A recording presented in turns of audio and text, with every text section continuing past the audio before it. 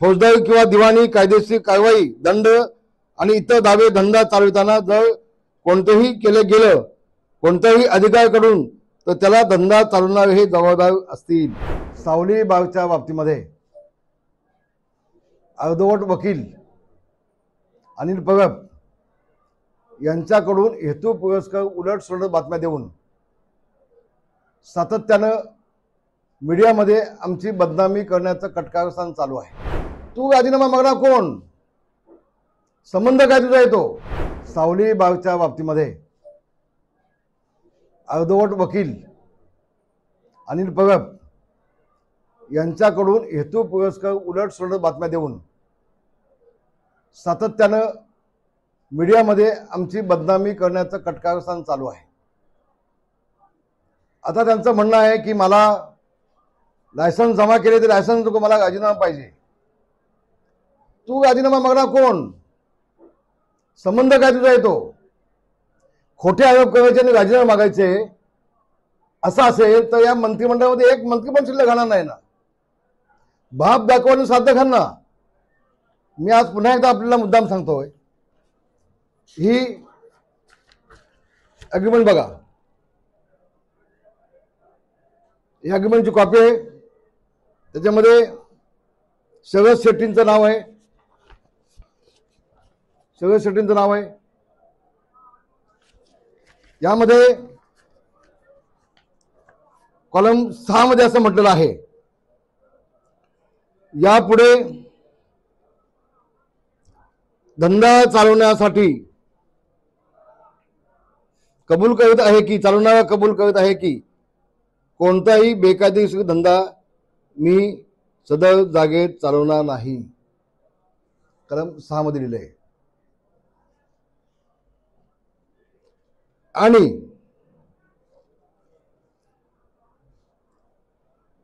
केवळ यामध्ये दिलेल्या नुसार हॉटेलचा धंदा सदर जागेतून मी चालवीन आणि कोणतीही शर्त या करारनाम्यातील ज्याचे उल्लंघन धंदा होईल असं मी करणार नाही, असं कलम 6 मध्ये त्यांनी म्हटलेलं आहे। चष्मा घेऊन माझा। कलम 7 मध्ये त्यांनी म्हटलंय, धंदा चालवणार येथे मालक यांना हमी देत आहेत की सर्व कृत्ये कोणतीही जी केलेली असतील फौजदारी किंवा दिवाणी कायदेशीर कारवाई दंड आणि इतर दावे धंदा चालविताना जर कोणतेही केले गेलं कोणत्याही अधिकाऱ्याकडून तर त्याला धंदा चालवणारे हे जबाबदार असतील। धंदा चालवणारे हे जबाबदार असतील आणि ग्राहक यांना कोणतेही मालक यांना कोणतीही जबाबदारी देणार नाही किंवा कोणतेही मालकाची जबाबदारी राहणार नाही, याला पूर्णपणे जबाबदार धंदा चालवणारा असेल। कलम 6 आणि 7 मध्ये स्पष्ट म्हटलेलं आहे। आणि असं असताना ज्यावेळेला पोलिसांनी कारवाई केली आणि स्पष्ट झालं की त्यामध्ये ऑर्केस्ट्रा फक्त नसून अन्य काही गोष्टी तिथे आढळल्या, त्यावेळेला आम्ही तात्काळ त्याला त्या हॉटेलमधून बाहेर काढला, त्याला टर्मिनेट नोटीस दिली।